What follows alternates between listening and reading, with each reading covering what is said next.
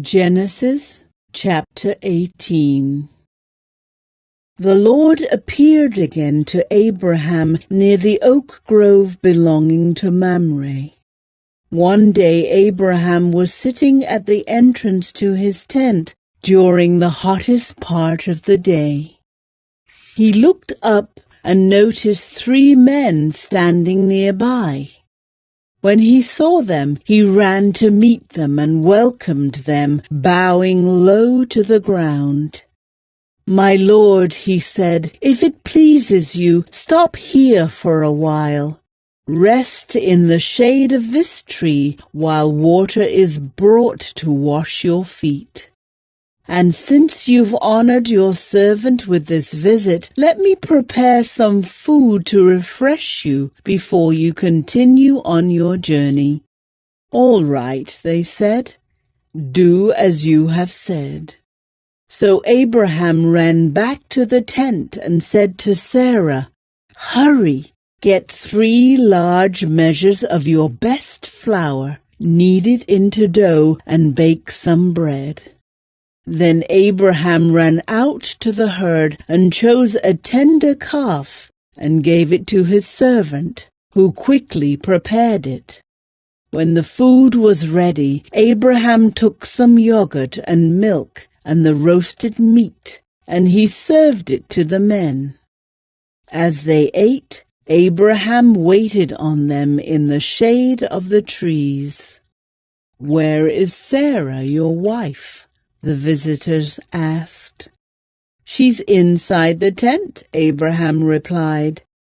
Then one of them said, "I will return to you about this time next year, and your wife Sarah will have a son."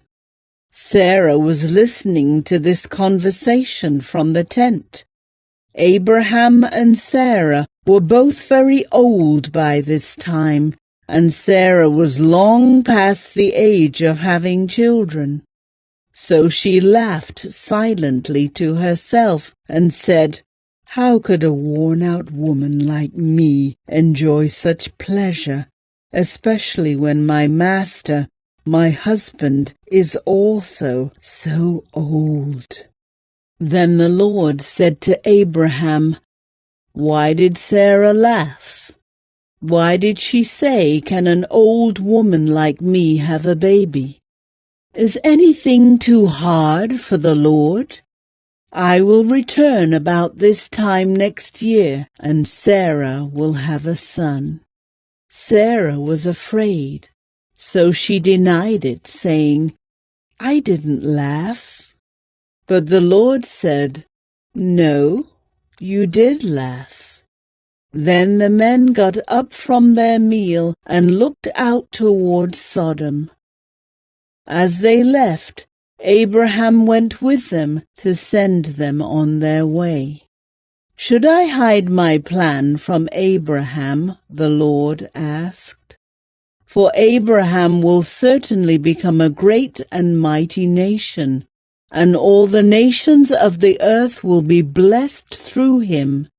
I have singled him out so that he will direct his sons and their families to keep the way of the Lord by doing what is right and just.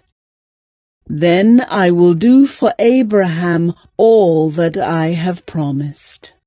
So the Lord told Abraham, "I have heard a great outcry from Sodom and Gomorrah, because their sin is so flagrant. I am going down to see if their actions are as wicked as I have heard. If not, I want to know." The other men turned and headed toward Sodom, but the Lord remained with Abraham. Abraham approached him and said, "Will you sweep away both the righteous and the wicked? Suppose you find 50 righteous people living there in the city. Will you still sweep it away and not spare it for their sakes? Surely you wouldn't do such a thing, destroying the righteous along with the wicked. Why, you would be treating the righteous and the wicked exactly the same. Surely you wouldn't do that. Should not the judge of all the earth do what is right? And the Lord replied, If I find 50 righteous people in Sodom, I will spare the entire city for their sake. Then Abraham spoke again, Since I have begun, let me speak further to my Lord, even though I am but dust and ashes. Suppose there are only 45 righteous people rather than 50. Will you destroy the whole city for lack of 5? And the Lord said, I will not destroy it if I find 45 righteous people there. Then Abram pressed his request further. Suppose there are only 40? And the Lord replied, I will not destroy it for the sake of the 40. Please don't be angry, my Lord, Abraham pleaded. Let me speak. Suppose only 30 righteous people are found. And the Lord replied, I will not destroy it if I find 30. Then Abraham said, Since I have dared to speak to the Lord, let me continue. Suppose there are only 20.